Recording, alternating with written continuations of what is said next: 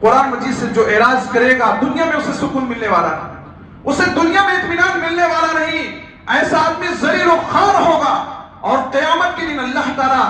ایسے آدمی کو اندھا کر کے اٹھائے گا جو دنیا میں قرآن مجید کی طرف دیکھتا نہیں ہے، قرآن مجید سے اعراض کرتا ہے، قرآن مجید کی باتوں سے دور بھاگتا ہے۔ اللہ فرماتا ہے وَمَنْ أَعْرَضَ عَنْ ذِكْرِي فَإِنَّ لَهُ مَعِيشَةً ضَنْكًا، جو میرے ذکر سے، میرے کلام سے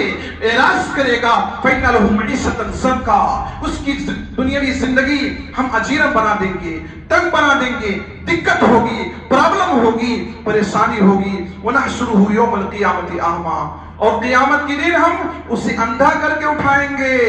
دیکھے گا نہیں وہاں۔ قال رب لما حشرتنی اعمیٰ، کہے گا اللہ مجھے تو نے اندھا کر کے کیوں اٹھایا ہے؟ وقد كنت بصیرا،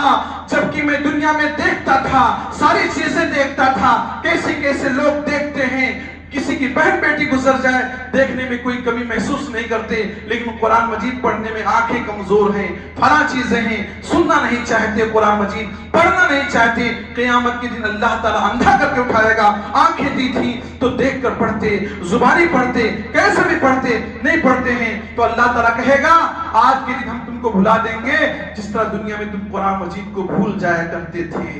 قرآن مجید رکھ دیا، بھول گئے کب اٹھایا تھا، آخری مرتبہ قرآن مجید کی تلاوت کب کی تھی بھول گئے ہیں،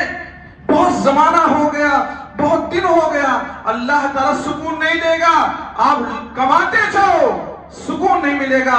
کیونکہ میرا رب کہتا ہے میرے قرآن سے اعراض کرنے والے کو سکون نہیں ملے گا، اطمینان نہیں ملے گا، دنیا پریشانی میں رہے گی۔ آپ کو نظر آتا ہے کہ وہ زیادہ پیسے کماتا ہے، اس کی لائف سکون سے گزر رہی ہے، صحیح بات یہ ہے جو قرآن سے دور رہے گا اس کی لائف سکون سے نہیں گزرے گی، اس کا شیطان ساتھی ہوگا۔ وَمَن يَعْشُ عَنْ ذِكْرِ الرَّحْمَٰنِ نُقَيِّضْ لَهُ الشَّيْطَانَ فَهُوَ لَهُ قَرِينٌ، جو رحمان کے ذکر سے، رحمان کے قرآن سے اعراض کرتا ہے اللہ تعالیٰ اس کا ساتھی شیطان کو بنا دیتا ہے اور وہ برا ساتھی ہے۔